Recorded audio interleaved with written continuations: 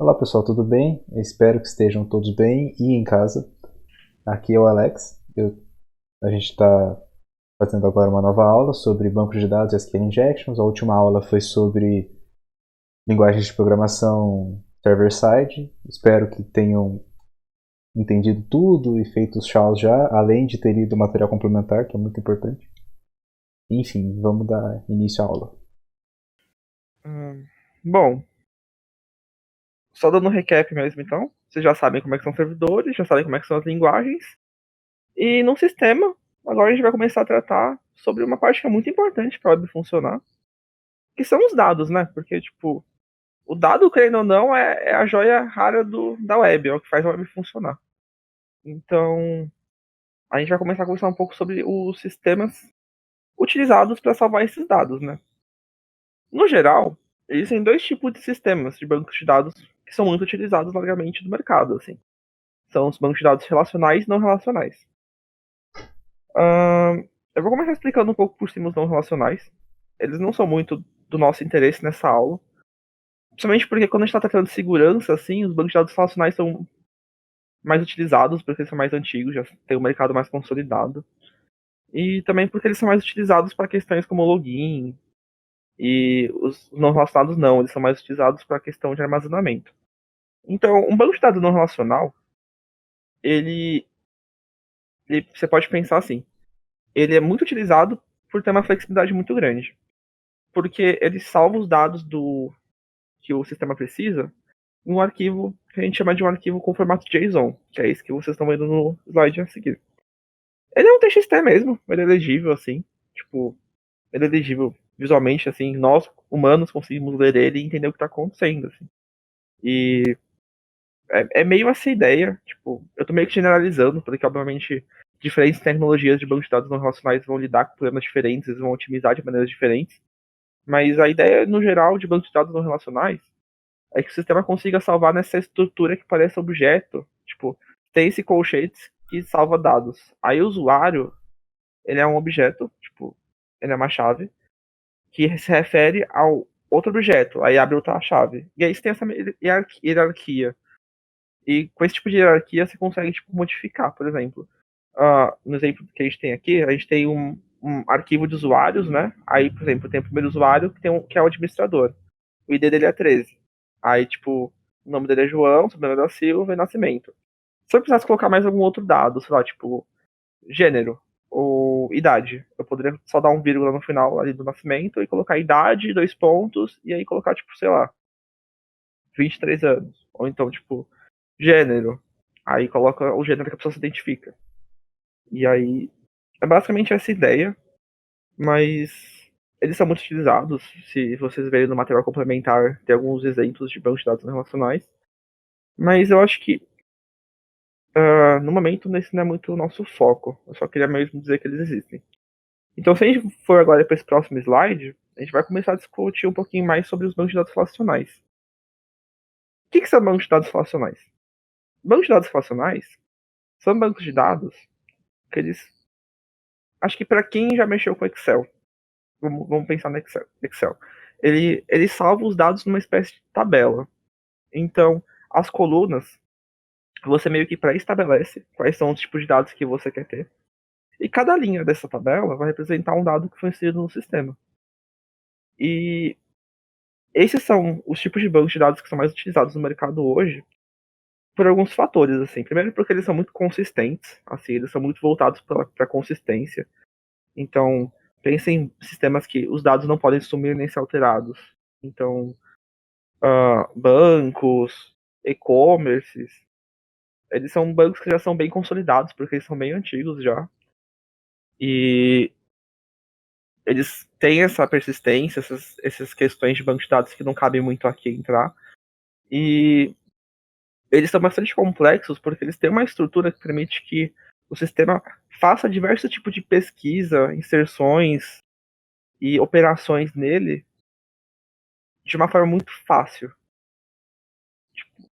É muito fácil porque ele apresenta uma interface feita para ser utilizada, tanto por humanos quanto por sistemas. Então, no geral, quando a gente está iniciando essa segurança web, a gente quer lidar um pouco dessa parte de segurança de banco de dados, é neles que a gente começa estudando. Provavelmente aqueles de vocês que já estudaram um pouco sobre segurança web já devem ter ouvido falar de SQL, SQL Server, e é nisso que a gente vai começar a se aprofundar agora.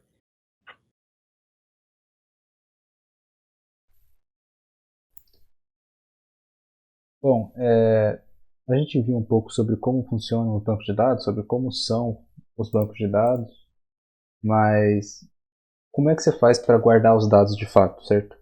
Para isso existe uma linguagem chamada SQL, que foi criada justamente para você fazer a manipulação dos dados no banco de dados. Então, por meio das queries que a gente fala, as buscas ou comandos, né, entre aspas, no banco de dados, usando uma interface, o próprio usuário pode digitar, ou então por meio de aplicações os comandos podem ser enviados. Você consegue recuperar dados, inserir dados, atualizar dados, deletar dados. Enfim, você pode manipular tudo aquilo que está salvo, ou tudo aquilo que você quer guardar no seu banco de dados, certo? Mas, enfim, só dizer o que é meio limitado, então acho uma coisa legal a gente poder colocar um pouco na prática e fazer um exemplo aqui básico de criação de uma tabela, inserção de dados nessa tabela, enfim. Bom, vamos criar aqui uma tabela pessoa, que vai ter um ID, que é um tipo serial. Eu estou usando o PostgreSQL, então ele tem algumas coisinhas diferentes do MySQL, por exemplo, o tipo serial. No MySQL seria um tipo integer, só que com o atributo autoincremento, certo? Bom, aqui então está a criação da minha tabela. Eu criei uma tabela. Então, se eu for olhar aqui, a minha tabela já está criada. E tem a tabela people aqui criada. Bem, mas de que adianta eu ter uma tabela se eu não tenho nada dentro dela, certo? Então, eu posso inserir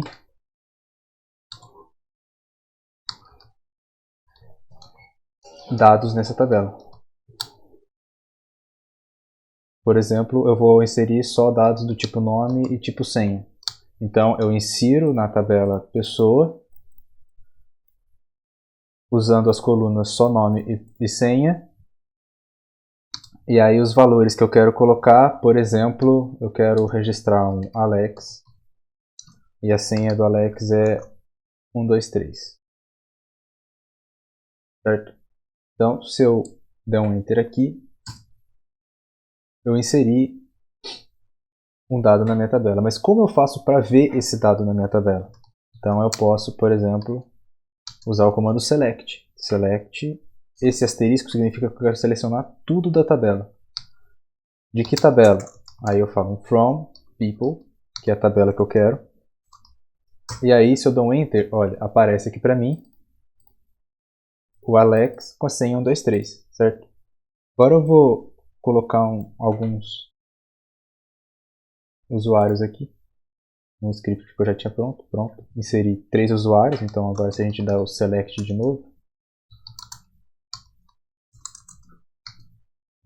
people, eu vou ter todos os 4 usuários que estão inseridos, certo? O Alex, o Vanon, o Nice Guy e o admin. Beleza, mas vamos melhorar um pouco essa busca, certo? Eu não quero que me retorne todos os usuários. Eu quero que ele me retorne só o primeiro usuário, só o Alex. Então, eu posso, por exemplo, usar a sentença where. Então, eu posso aqui, where id igual a 1, ou where name igual a Alex. E aí pronto, ele me retorna só aquele usuário. Os outros usuários estão escondidos, certo? Essa sentença where, você pode colocar qualquer condição aqui. Então, por exemplo, se eu coloco um 0 igual a 1, ele vai dar falso sempre, certo? Nessa cláusula aqui. Where. Então, ele não vai me retornar nada. Agora, já se eu coloco 1 igual a 1, por exemplo, daí eu já recebo todos os usuários. Por quê? 1 sempre é igual a 1. Então, isso é sempre uma cláusula verdadeira. Já no caso de cima é sempre uma cláusula falsa. Então, ele nunca vai retornar nada no caso de cima e no caso agora ele sempre vai retornar tudo. Certo? Bom, agora com essas explicações básicas sobre comando select, sobre algumas coisas básicas das tabelas e tudo mais, a gente pode voltar aqui para a parte de queries. E, bom, tá, mas o que isso implica eu saber como é que funciona uma query SQL para eu conseguir fazer uma invasão web? Não parece ter muita ligação. A ligação é, a maioria das aplicações web possui uma conexão com o banco de dados. Então, o que acontece? Se você consegue achar alguma falha no código, você consegue inserir sentenças SQL, por exemplo, que vão fazer funcionar e você recuperar dados que você não deveria conseguir recuperar, certo? Então, por exemplo, esse código aqui, ele é um código que ele recebe a variável login de uma requisição post, a variável login e a senha na senha. Ok, ele pegou isso daqui, como vocês já viram na aula de linguagem, certo?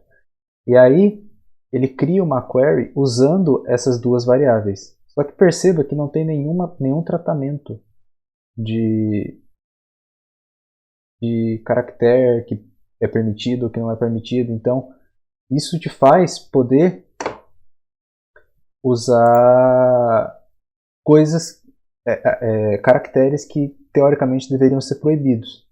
Então, por exemplo, se você injeta algum código aqui que vai sempre te retornar verdadeiro, na hora que você for fazer a busca, ele vai te retornar todos os usuários de um banco de dados.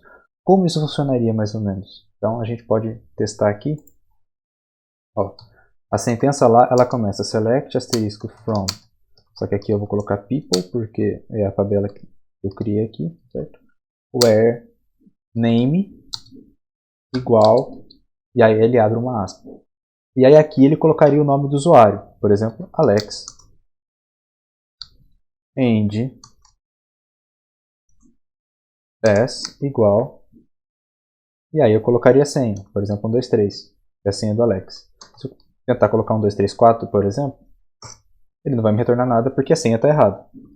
Se eu coloco 1, 2, 3, ele me retorna o usuário, certo? Mas o que eu posso fazer para tentar quebrar isso? Se eu mando no campo de login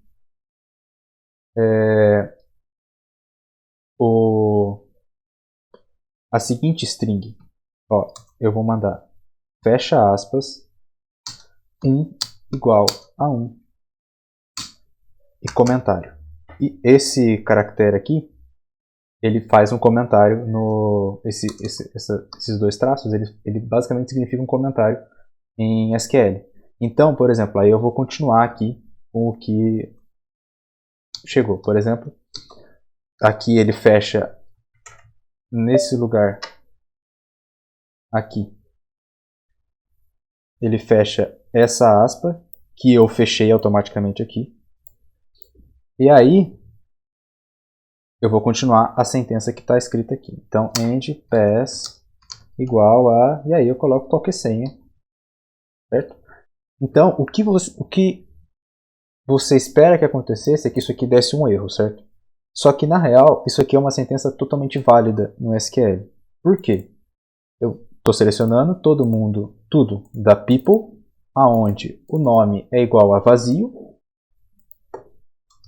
opa, o nome é igual a vazio, ou 1 for igual a 1. Só que a gente viu aqui em cima que 1 ser igual a 1 é sempre verdadeiro, então ele vai me retornar tudo.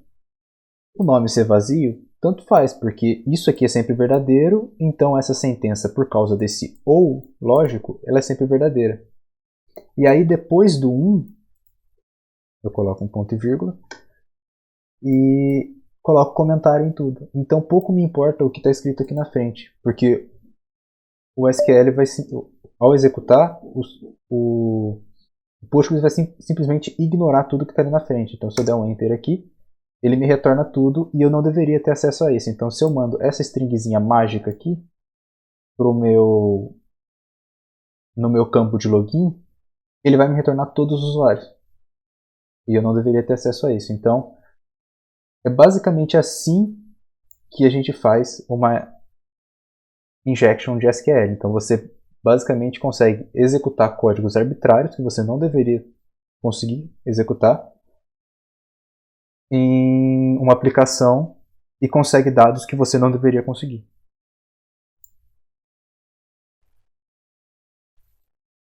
Bom, gente, então eu acho que é basicamente isso. A web é muito mais profundo, a gente já conseguiu passar um pouco da ponta do iceberg, não só nesse tópico de SQL injection, mas nos outros tópicos também. Então, nosso objetivo aqui era muito mais dar uma introduzida para vocês do que se trata essa parte de segurança web. E eu espero que a gente tenha conseguido fazer isso bem, que vocês tenham conseguido aproveitar esse conteúdo. Mesmo que web não seja muito interesse de vocês, os assuntos que a gente comentou aqui, eles são muito também voltados. Vocês vão reparar que muita parte da segurança web ela é muito voltada à conscientização dos programadores. Então, você ter essa noção de que quando você está programando, você tem que ter essa consciência de que alguém pode usar esse seu software para tentar burlar ou de uma forma maliciosa, ou você abrir uma coisa, algum servidor pessoal. E mesmo assim, você tem que tomar alguns cuidados, porque não é um servidor que está ali exposto, né? Então, é o tipo de coisa assim que você tem que guardar ali no coraçãozinho, assim. Aquela coisa que você tem que guardar com carinho. Porque hoje em dia, cada vez mais, você olha na internet assim, e aí esse escândalo de vazamento aqui. Recentemente o caso do Zoom, que dizia que era seguro, que ele criptava da ponta a ponta e tipo, não encripta. E você vê que dá muito problema para a empresa, porque ela alega que o sistema dela é seguro, quando na verdade não é. Isso causa coisas legais contra ela. Então, tipo, segurança web tá muito mais no nosso dia a dia do que a gente pode imaginar, entendeu? Então, se você tem interesse em estudar essa área, entender um pouquinho como é que funciona, dá uma coladinha na nossa frente web. Eu sei que nesse momento tá meio complicado por causa da situação do coronavírus, da quarentena, mas se tudo der certo, semestre que vem a gente já vai voltar às coisas normais. E mesmo assim, a gente tá fazendo reunião web, então sinta-se muito convidado a aparecer, a conversar com a gente. E a gente vai tentar passar para vocês tudo que a gente sabe, né? Porque o objetivo do grupo é a gente compartilhar esse conhecimento. E a gente fica muito grato de poder compartilhar e muitas vezes receber também, porque vocês trazem muita coisa nova pra gente. Isso que é interessante. E também perceber que, tipo, web, ela é muito correlacionada com outras áreas, assim, até mesmo nas frentes. Uh, por exemplo, você deve ter reparado que um dos dados que o Alex inseriu, ele tava com a senha totalmente zoada, assim, tipo, a senha tá num hash, então, tipo, ela não tá visível. Isso são boas práticas de segurança, sabe? Então, tipo, web depende muito de criptografia, depende muito de rede. A gente separa um pouco, a gente separa as frentes, porque são coisas bem distintas, sabe? Você estudar web e estudar rede são coisas bem distintas. Mas tudo tá muito correlacionado, sabe? Então, é bem interessante, se você se sentiu interessado, cola, a gente ajuda da melhor maneira possível. E acho que é basicamente isso. A ideia que a gente quer passar para esse finalzinho assim de aula de web. E Bom, uma outra coisa que a gente acha interessante de deixar para vocês, que é muito voltado para essa área de web em específico, que é o Top 10 da WASP, que é um projeto, digamos assim, criado por uma fundação de tentando conscientizar essas boas práticas de segurança das aplicações web, certo? E aqui nesse top 10 a gente tem alguns dos problemas de segurança, das vulnerabilidades de segurança mais frequentes nas aplicações web. Como a gente pode ver, a mais frequente é justamente a que a gente deu nessa última aula, que é a de injection. Tanto SQL injection quanto basicamente execução de código arbitrário, certo? A gente tem autenticação quebrada também, exposição de dados sensíveis. São coisas muito que a gente passou para vocês, por exemplo, XXE, XSS. Enfim, são coisas que assim, muitas vezes são resolvidas com praticazinhas bobinhas de programação, sabe? Mas e se a gente pensar um pouquinho na hora de programar, já resolve o problema. Acho que esse é o ponto, né?